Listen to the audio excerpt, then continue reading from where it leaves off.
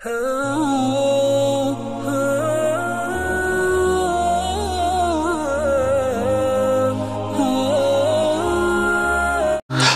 वालेकुम दोस्तों, कैसे हो? उम्मीद है कि सब खैरियत से होंगे। अल्लाह आप लोगों को ऐसे ही खुश रखे। सरकार दो आलम सल्लल्लाहु अलैहि वसल्लम की पूरी ज़िंदगी पर बनने वाली वीडियो सीरीज़ जिसका नाम मोहम्मद सब के लिए है सल्लल्लाहु अलैहि वसल्लम, ये उसका 37वां हिस्सा यानी पार्ट 37 है। थोड़ा हम रिकैप कर लेते हैं कि हमने 36वें हिस्से में क्या सुना, लेकिन उससे पहले एक कीमती राय आप लोगों की, एक कीमती मशवरा लेना चाहता हूं। आपको तो पता है कि ये सीरीज के वीडियोस हम दोपहर में यानी आफ्टरनून में 3 बजे अपलोड करते हैं। तो क्या ये वक्त मुनासिब है, ठीक है, या हम रात में 8 बजे अपलोड करें? अपनी कीमती राय, अपनी कीमती मशवरा कमेंट बॉक्स में ज़रूर दें। और दूसरी बात, आपको तो पता है कि हम सीरत क्विज यानी सवाल और जवाब का इनामी मुकाबला शुरू करने जा रहे हैं, इसलिए आप इस इनामी मुकाबले में अपना माली ताउन करें ताकि ये मुकाबला शानदार और जानदार बने। स्क्रीन पर नंबर आ रहे हैं, इस नंबर पर आप सिर्फ व्हाट्सएप करें, कॉल ना करें। जब आपको इजाज़त मिल जाए तब आप कॉल करें। इस नंबर पर आप मैसेज करके हमारी बैंक डिटेल ले सकते हैं और उसमें अपना माली ताउन करें ताकि ये मुकाबला और शानदार और हर कोई इसमें हिस्सा ले, दिलचस्पी ले। इनामात अच्छे होंगे तो इस मुकाबले में हर कोई हिस्सा लेगा। मुझे उम्मीद है कि आप ये दोनों काम ज़रूर करेंगे। बहरहाल, हमने 36वें हिस्से में सुना कि अल्लाह तबारक व तआला ने सहाबा इकराम को हिजरत का हुक्म फरमा दिया और सहाबा इकराम एक एक दो दो करके मक्का से मदीना हिजरत करने लगे। फिर मक्का वालों ने दारुल नदवा में एक बहुत बड़ी पार्लियामेंट, एक बहुत बड़ी मीटिंग बुलाई जिसमें सहाबा इकराम को रोकने और आप सल्लल्लाहु अलैहि वसल्लम को नौज़ बिल्लाह कत्ल करने की साजिशें की, प्लानिंग की। और वो लोग ये तय कर रहे थे कि किस तरह आप सल्लल्लाहु अलैहि वसल्लम को कत्ल किया जाए। उन्होंने 11 लोग तय किए, 11 नौजवान तय किए जो आप सल्लल्लाहु अलैहि वसल्लम के घर के बाहर घात लगाकर तलवारें लेकर छुप जाएंगे। और उन्होंने ऐसे ही किया। उनका प्लान ये था कि जब आप नमाज के लिए बाहर निकलेंगे तो एक साथ सब वार करके आप सल्लल्लाहु अलैहि वसल्लम को नौज़ बिल्लाह कत्ल कर देंगे। लेकिन अल्लाह तबारक व ताला ने हज़रत जिब्राइल अलैहिस्सलाम के ज़रिए मक्का वालों की ये सारी साजिशों की इत्तला आप सल्लल्लाहु अलैहि वसल्लम को कर दी थी और आप सल्लल्लाहु अलैहि वसल्लम को अलर्ट कर दिया था। मैं यहाँ एक बात कहना चाहता हूँ, आपने पूरी सीरत के वीडियोस देखे होंगे या कहीं आपने सीरत पढ़ी होगी, तो आप मक्का वालों की साजिशों को देखें और आज पूरी दुनिया में इस्लाम के दुश्मनों को देखे, उनकी साजिशों को देखे, उनके प्लानिंग को देखे, तो सिमिलर है, एक जैसे ही है। वैसे ही दुनिया भर में आज मीटिंगें की जा रही है, वैसे ही पार्लियामेंट भराई जा रही है और ईमान वालों के खिलाफ वैसे ही कानून बनाए जा रहे हैं जिससे ईमान वालों को मिटाया जा सके। आज के दुश्मन अपनी दुश्मनी में मक्का वालों की तरह ही है, लेकिन उस वक्त के ईमान वाले अपने ईमान पर डटे हुए थे, इसलिए बेखौफ थे, निडर थे और अल्लाह भी उनके साथ था और अल्लाह की मदद भी आती थी। और आज के हम जैसे ईमान वाले भी अगर अपने ईमान पर डटे रहें और पाबंद रहे और अल्लाह के हुक्म और रसूल पाक सल्लल्लाहु अलैहि वसल्लम के दीन पर जमे रहे, तो आज भी अल्लाह अपनी ताकत और कुदरत के साथ मौजूद है। वो हमारी मदद जरूर करेगा। लेकिन हम भी अगर नमक में रहकर नमक बनते चले गए तो फिर अल्लाह की मदद नहीं आएगी। आज भी हो अगर इब्राहिम सा ईमा पैदा तो आग कर सकती है अंदाज़े गुलिस्ता पैदा। चलिए आगे सुनते हैं। ये 11 लोग आप सल्लल्लाहु अलैहि वसल्लम के घर के आसपास खड़े इंतजार कर रहे थे कि कब रसूल पाक सल्लल्लाहु अलैहि वसल्लम बाहर तशरीफ लाएंगे और ये उन पर टूट पड़ेंगे और ये इस भयानक तदबीर को मुकम्मल कर देंगे।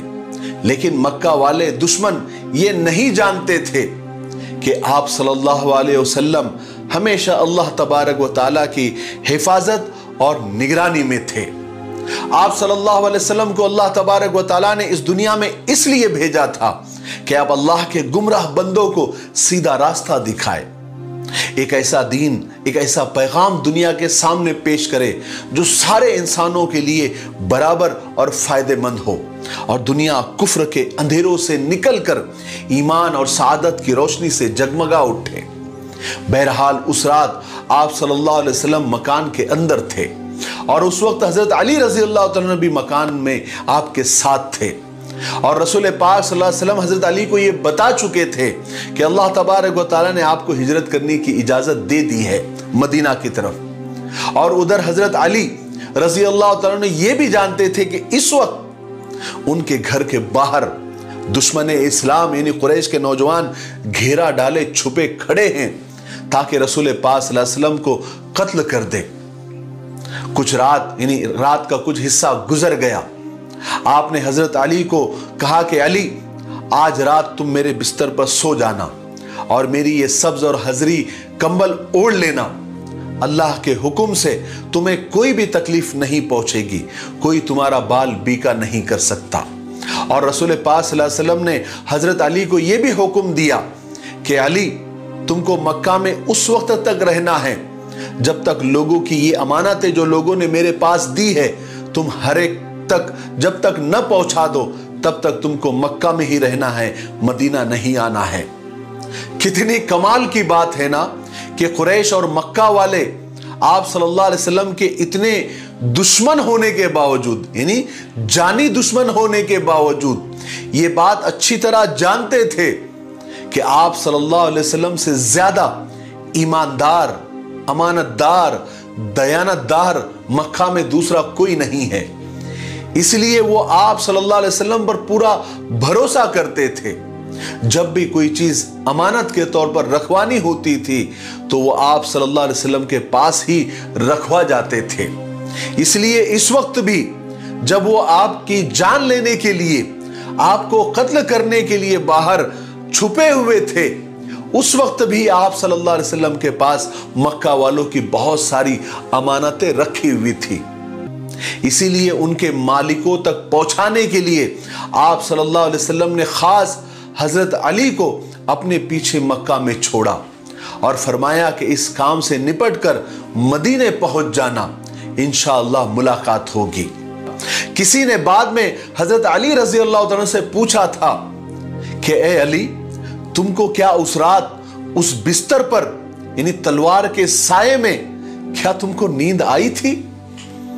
तो हजरत अली रजी अल्लाह तआला ने फरमाया था कि ऐ लोगों, मुझे उस रात ही सबसे ज्यादा सुकून की और आराम की नींद आई थी, क्योंकि आम वक्त में जब मैं सोता था तो हल्का सा एक मौत का डर रहता था, लेकिन उस वक्त हुजूर पाक सल्लल्लाहु अलैहि वसल्लम ने मुझसे यह कहा था कि अली, सारी अमानतें मक्का वालों को देकर तुम मदीना आ जाना, इंशाअल्लाह मुलाकात होगी।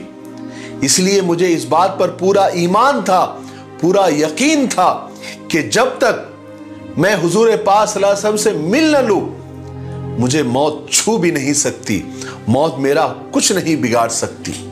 सुभान अल्लाह, क्या ईमान था। फिर आप सल्लल्लाहु अलैहि वसल्लम अल्लाह के हुक्म से बाहर निकले, थोड़ी सी मिट्टी और कंकर उठाए और उन दुश्मनों के ऊपर उछाल दिया। वो मिट्टी उनके सरों पर पड़ी, अल्लाह ने उनकी निगाहें पकड़ ली। वो सब के सब थोड़ी देर के लिए अंधे हो गए। उनमें से किसी ने भी आप सल्लल्लाहु अलैहि वसल्लम को नहीं देखा, बल्कि नहीं देख सके। और आप उनके बीच वो मिट्टी उछालते हुए कुरान पाक की ये आयतें पढ़ते हुए वहां से निकल गए कि वजअलना मिन बैनि ऐदीहिम सद्दन व मिन खल्फिहिम सद्दन फअग़शयनाहुम फहुम ला युबसिरून, जिसका तर्जुमा है कि हमने उनके आगे रुकावट खड़ी कर दी, हमने उनके पीछे रुकावट खड़ी कर दी, हमने उन्हें ढांप लिया, वो देख नहीं रहे थे। आप सल्लल्लाहु अलैहि वसल्लम यहां से निकलकर सीधा अपने दोस्त हजरत अबू बकर सिद्दीक रजी अल्लाह तआला के मकान पर पहुंचे। हजरत अबू बकर तो पहले से ही तैयार थे, वो तो बेचैनी से आपका इंतजार कर रहे थे। और हजरत अबू बकर सिद्दीक ने वो मिसाली दोस्ती निभाई है जो कयामत तक आने वाले दोस्तों के लिए एक एग्जाम्पल है। इतना अच्छा इंतजाम कर दिया था। पहले ही अब्दुल्ला बिन अरकत या अरीकत नाम का एक मुशरिक था, उसको आपने पहले ही थोड़ी देर के लिए हासिल कर लिया था, यानी खरीद लिया था वो मुशरिक, लेकिन भरोसे का आदमी था, ताकि वो रात के अंधेरे में आपको रास्ता बताए। और फिर हजरत अबू बकर ने 2 ऊँटनियां भी खरीद ली थी, उसमें से एक अब्दुल्ला बिन अरकत के सुपुर्द कर दी थी। और उसी वक्त हजरत अबू बकर सिद्दीक ने अपने बेटे अब्दुल्ला को यह हिदायत दे दी थी, यानी बात बता दी थी कि वो किसी न किसी तरीके से छुप छुपा कर हमारे पास आते रहे और ये बताते रहे कि हुजूर पाक सल्लल्लाहु अलैहि वसल्लम की तलाश में मक्का वाले और कुरैश क्या कर रहे हैं।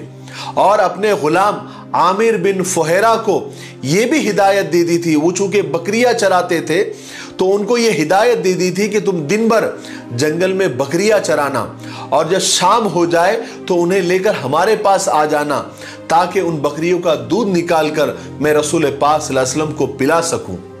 और साथ ही अपनी बेटियों को हिदायत की कि वो जल्दी से तोशा तैयार करें, ताकि जब भी हुजूर पाक सल्लल्लाहु अलैहि वसल्लम को भूख लगे मुझसे मांगे तो मैं उन्हें दे सकूं। चुनांचे रात के वक्त आप सल्लल्लाहु अलैहि वसल्लम और हजरत अबू बकर सिद्दीक रज़ी अल्लाह तआला अन्हु मकान के पिछले दरवाजे से निकलकर रवाना हो गए। रात के अंधेरे में मक्का को पीछे छोड़कर जुनूब की सिमत में चले गए और आपकी पहली मंजिल कोहे सौर का एक गार सौर थी, जो मक्का से 4 मील की दूरी पर है। आप सल्लल्लाहु अलैहि वसल्लम और हजरत अबू बकर सिद्दीक रज़ी अल्लाह तआला अन्हु गार में दाखिल हुए। हालांकि गार रहने लायक नहीं था, लेकिन हजरत अबू बकर सिद्दीक रज़ी अल्लाह तआला अन्हु ने उस वक्त भी दोस्ती निभाई। आपने उसको साफ किया, रहने लायक बनाने की कोशिश की और अपने हाथों से टटोल कर सारे गंदगी को साफ किया और अपनी चादरें फाड़ कर जितने भी गार में सुराख थे उसको बंद किया। फिर भी एक सुराख रह गया और चादर खत्म हो गई। आप यानी हजरत अबू बकर सिद्दीक रज़ी अल्लाह तआला ने अपने पैर का अंगूठा उस सुराख में लगा दिया और आप बैठ गए। फिर आप सल्लल्लाहु अलैहि वसल्लम हजरत अबू बकर सिद्दीक रज़ी अल्लाह तआला की आगोश में सर रखकर सो गए। बस थोड़ी ही देर गुजरी थी कि हजरत अबू बकर सिद्दीक रज़ी अल्लाह तआला के उस अंगूठे को, जिससे आपने उस सुराख को बंद किया हुआ था, किसी जहरीली चीज ने डस लिया। हजरत अबू बकर सिद्दीक तड़प गए, बहुत तकलीफ हो रही थी, मगर आप हिले नहीं, कहीं हुजूर जाग न जाए। हाय क्या मोहब्बत थी, क्या दोस्ती थी।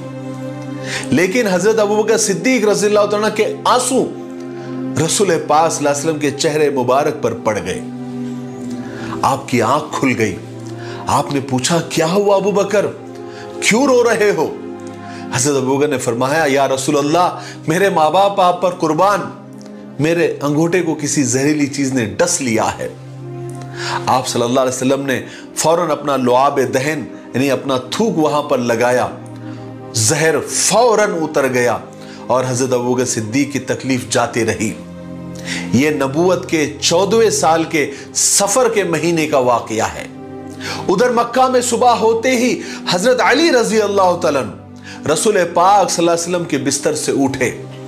उनके उठते ही रात भर रसूल पाक सल्लल्लाहु अलैहि वसल्लम का इंतजार करने वाले दुश्मन भी उठकर तैयार हो गए। वो समझ रहे थे कि उनके मिशन को कंप्लीट करने का, उनके काम को अंजाम देने का वक्त आ गया है, उनके तलवार चलाने का वक्त आ गया है। एक शख्स ने अंदर झांक कर देखा तो चिल्ला कर कहा कि अरे वो बिस्तर पर से उठने वाला कौन है, जरा देखो तो सही। दूसरे एक नौजवान ने झांक कर देखा तो वो भी चीख उठा, अरे बिस्तर से उठने वाला तो अली इब्ने अबी तालिब है। ताज्जुब है, इंतहाई हैरानी और परेशानी के आलम में वो सब एक दूसरे से बड़बड़ाने लगे और उनके दिमागों में अलग अलग सवालात उभर रहे थे कि अरे ये कैसे हो गया।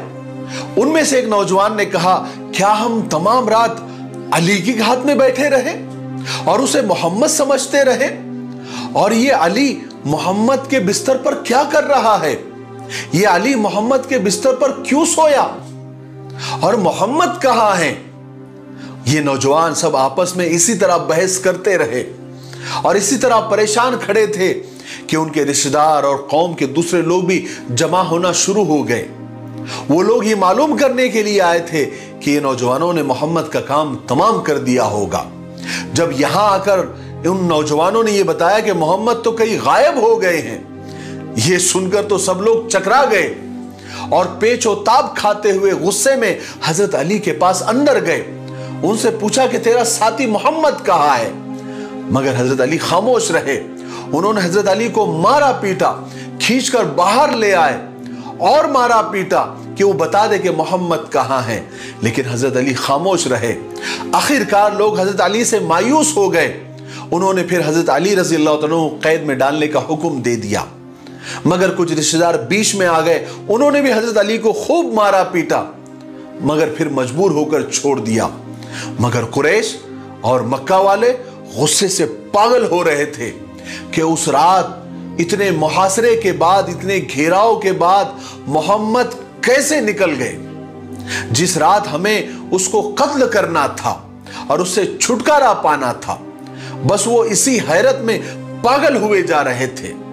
मगर फिर उन्होंने हुजूर पाक सल्लल्लाहु अलैहि वसल्लम की तलाश को और तेज कर दिया। कुछ लोग मदीना के रास्ते की तरफ ढूंढने के लिए गए और कुछ लोग तेजी से हजरत अबू बकर सिद्दीक रज़ी अल्लाह अन्हु के मकान पर गए, क्योंकि वो जानते थे कि सिद्दीक अकबर आप सल्लल्लाहु अलैहि वसल्लम के बहुत करीबी दोस्तों में से है। और हजरत अबू बकर सिद्दीक के घर पर जाने वालों में अबू जहल शामिल था। उसने जाकर दरवाजा खटखटाया। हजरत सिद्दीक अकबर रज़ी अल्लाह अन्हु की बेटी हजरत अस्मा बाहर निकली। लोगों ने उनसे पूछा कि तेरा बाप कहां है? उन्होंने जवाब दिया कि मुझे मालूम नहीं। अब उन लोगों को यकीन हो गया कि हजरत अबू बकर भी रसूल पाक सल्लल्लाहु अलैहि वसल्लम के साथ ही गए हैं। इस पर अबू जहल को बहुत गुस्सा आया। वो गुस्से से आपे से बाहर हो गया। उसने हाथ उठाकर पूरी ताकत से हजरत अस्मा रज़ी अल्लाह तआला के गाल पर जोरदार थप्पड़ रसीद किया, जिससे हजरत अस्मा रज़ी अल्लाह तआला अन्हा के कान के बुंदे यानी कान की बालियां टूटकर गिर गई। उसके बाद वो लोग वहां से वापस आ गए और किसी ऐसे शख्स की तलाश करने लगे जो भागने वालों के पैरों के निशानात देखकर पता लगाता हो कि भागने वाले कहां गए हैं और कहां तक पहुंचे हैं, ताकि उनको पकड़ सके। कुरैश ने उस आदमी की तलाश में चारों तरफ लोगों को दौड़ा दिया। कुछ ही देर के बाद ऐसे शख्स को पकड़ के लाया गया जो पैरों के निशानात देखकर पता लगाता है। उसने रसूल पाक सल्लल्लाहु अलैहि वसल्लम और सिद्दीक अकबर के पैरों के निशानात देखते हुए वो चलने लगा। उसके पीछे कुरैश के कुछ लोग भी चलने लगे। वो मक्का के बाहर निकल गया और जुनूबी सिमत में सौर पहाड़ की तरफ चलने लगा।